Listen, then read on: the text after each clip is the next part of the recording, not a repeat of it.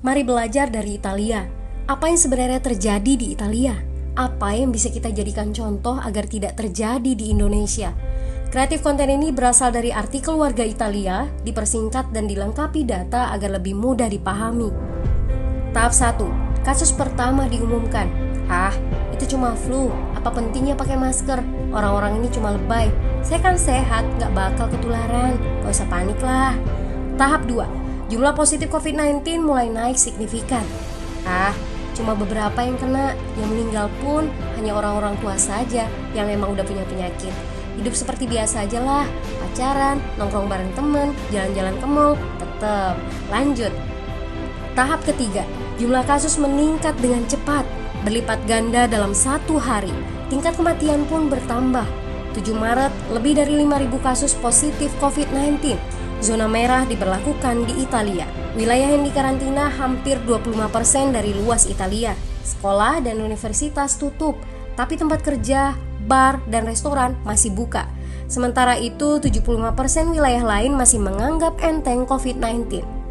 Anjuran mencuci tangan ada di mana-mana, tapi sekadar anjuran dan tak banyak yang melakukan.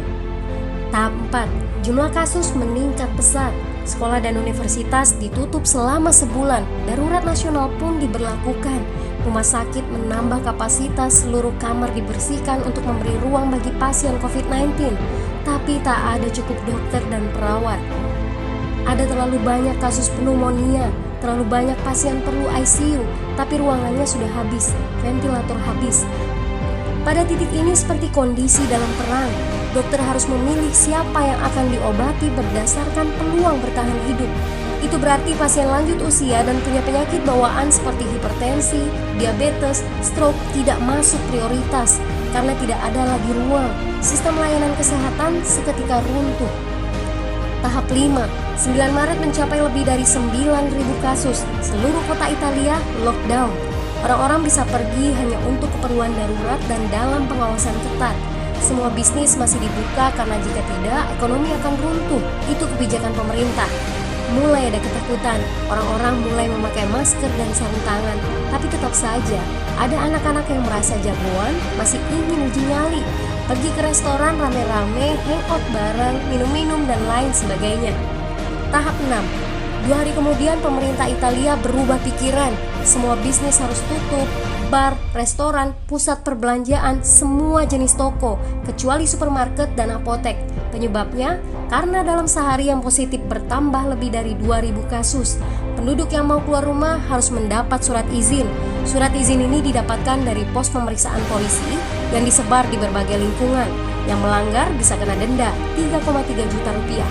Bagi pasien positif yang tidak mau mengkarantina diri, bakal dituntut dengan pasal pembunuhan, hukuman 1-12 tahun penjara.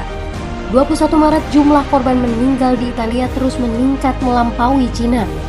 Sebagai gambaran, luas Italia itu kurang lebih 2 kali Pulau Jawa. Penduduknya lebih dari 60 juta jiwa. Lalu apa yang harus kita pelajari dari Italia? Yuk, mulai dari diri sendiri, mulai dari di rumah aja. Jaga kebersihan lalu isolasi diri dan keluarga. Tidak keluar rumah kecuali sangat penting.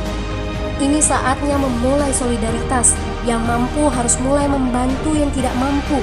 Ini adalah bentuk usaha dan doa kita semua. Semoga badai corona ini segera berlalu. Mari memulai kekompakan dengan membagikan informasi ini. Di rumah aja, mari belajar dari Italia.